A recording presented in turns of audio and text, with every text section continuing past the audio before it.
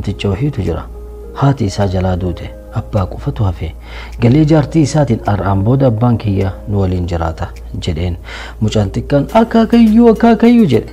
Akaakayyuu isaa baay'ee jaalata. Almuhim jaartiin baay'ee diddee mormii dheeraa booda amansiise.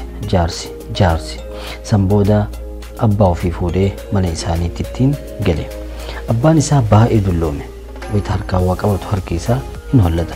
Almuhim nyaanni hin dhiyaate hundinuu kursii ofii irra hin taa'e nyaanni hin dhiyaate. Akaakayyuun bishaan dhuguudhaaf wayita ol fuudhu harki isaa waan hollatu burcuqoon harkaa kufee lafatti cabe. Jaartiin namtichaa fuula guurtee ilaalte. Mucaan xiqqaan ammoo haadha ofii ilaalee akaakayyuu ilaala. Rakkoo hin jiru jedhee burcuqoo ofii kenneef mucaan xiqqaan.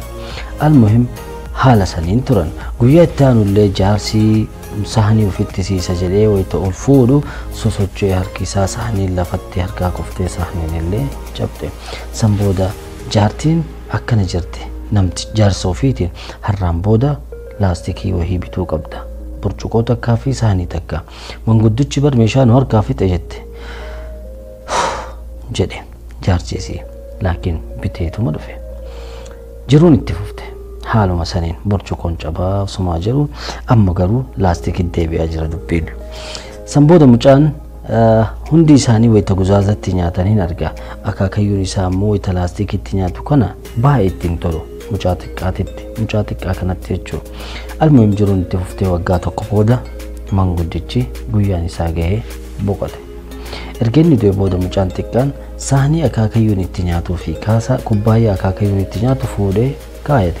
Gaaf tokko haadhaa fi abbaan isaa kifilii isaa wayita seenan argan.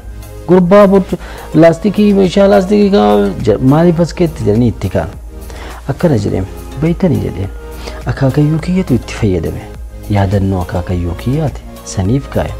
Lammata ammoo gaafa isin guddattanii dulloomtan burcuqoo akka hin cabsineef anillee kanaan isinii kenna jedhee kaayee jedheen jedhama. Ijoollee xixiqqoo duratti waan hin taane jaarsaaf jaartiin gochoota hin taane yoo ka godhan taate wanta akkanaa kanatu uumama.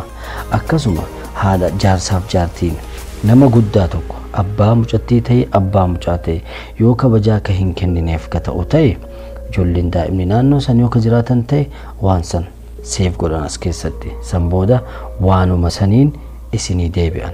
Kanaafuu waan ati har'a haadhaaf abbaa kee gootutu bor ilmi kee siif godha. Kanaafuu haadhaaf abbaa kee maal akka gootu ammarraa beekuu qabda. Tanuma dubbiin nagaatti.